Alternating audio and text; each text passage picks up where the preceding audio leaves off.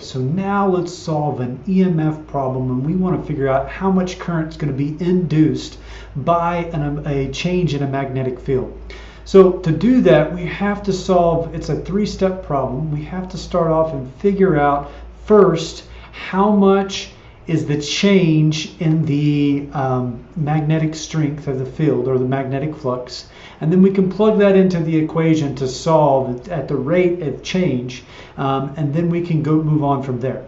So let's start off first with determining what is the change in the magnetic flux. So before we go any further, here is my BI and BF. So if you will bear with me, I'm going to do this. Magnetic change in the magnetic field is going to be equal to BF minus BI. So in this case, the change in magnetic flux, which I'm going to write up over here so that I can get that all squared away, is going to be equal to 10 minus 0. So 10 volt seconds per meter squared minus 0 volt seconds per meter squared. Now the reason why I wrote it in volt seconds per meter squared, in a little bit the seconds in meter squared are going to cancel out and you'll end up having volts, which is what EMF is in. And so that's why I'm in that instead of Teslas. So it could be in Tesla or it could be in volt times seconds divided by meters squared. This is the preferred method so that we can get the volts for EMF. So pretty straightforward. The answer there is then going to be 10 volts per second divided by meter squared.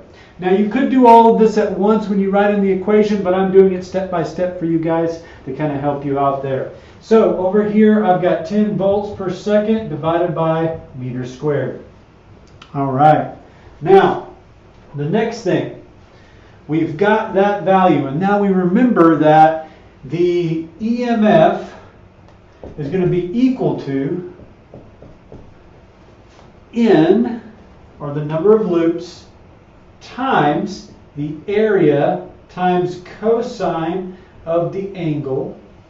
Okay, in this case we're going to be at a right angle, and so therefore because of that right angle that we have set up, the actually induced current is going to be at a 0 with the plane of the magnetic field, and so because of that we'll end up actually losing cosine theta, but that's okay. We'll go ahead and write it in for sake of the full equation, and then we're going to multiply it by the rate of change of our induced magnetic flux, and then we have that. Okay, so now let's go ahead and start plugging in the things that we know. We have 10 turns, so negative 10 times a cross-sectional area of 1 times cosine of 0, and make sure we put that in there. If you don't know where I got that, the angle there was 0. And then we're going to go ahead and multiply by 10 divided by our rate of change, which was 0.5. All right, so I got 10 times 1 times the cosine of theta times the rate of change of our magnetic flux. Once we plug those into the calculator, we'll get negative 10, this is 1, this is 20, so we're going to end up multiplying 20 times negative 10. We get negative 200. Remember I said that we want to get volts for EMF, and that will be our magnetic, our EMF value. I apologize. So now we're almost done, but we want to know what is the induced current. So if we remember correctly, I is going to be equal to your voltage, or in this case, your EMF, divided by your resistance. Okay? So I said my EMF was negative 200.